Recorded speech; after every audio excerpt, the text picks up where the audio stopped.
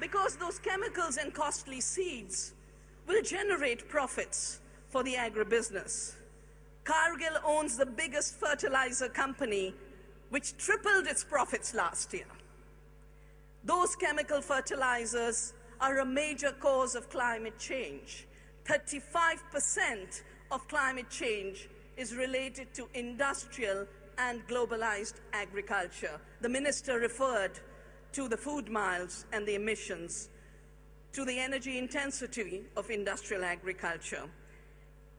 Chemical fertilizers are killing our soils, they're creating dead zones in our oceans, and they're killing the atmosphere, whereas organic agriculture, organic farming brings life to the soil, life to the oceans, and brings back life to the air. That's the way we will have to move.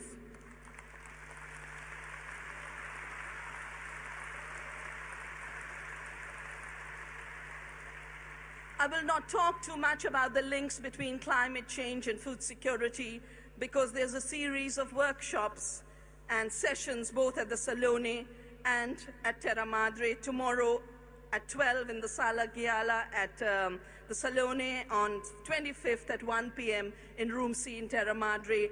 Please come. The manifesto on the future of food and climate is going to be available.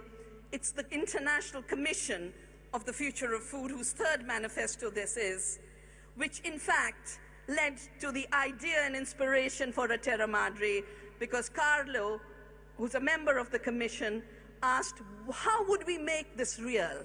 How would we make this vision real? And I said it would be wonderful to get the peasants of the world together. And of course, Carlo made it happen. Thank you, Carlo.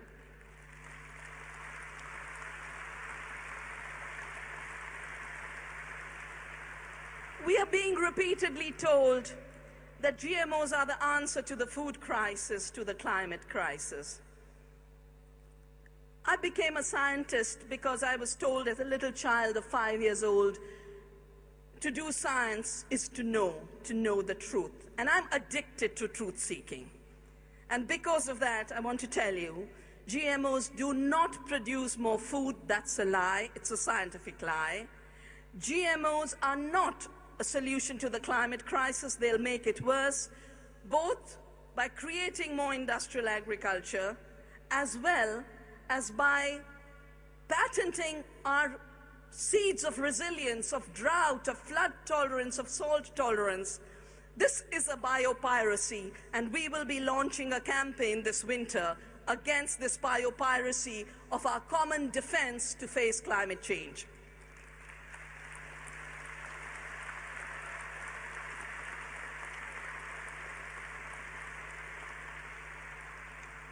I have come repeatedly to Italy because Italy has both been the source of inspiration to create slow food, but also been the catalyst to create the GMO-free regions of Europe. I was therefore disheartened to read that the Italian health minister says there is no health problem.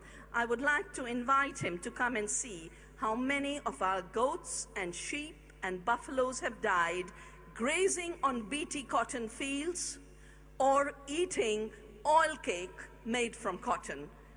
Farmers are dying because of the negative economy. Life is being extinguished. We cannot afford this experiment to carry on just because it suits Monsanto. This Terra Madre must be a new determination to keep our food and farming GMO-free.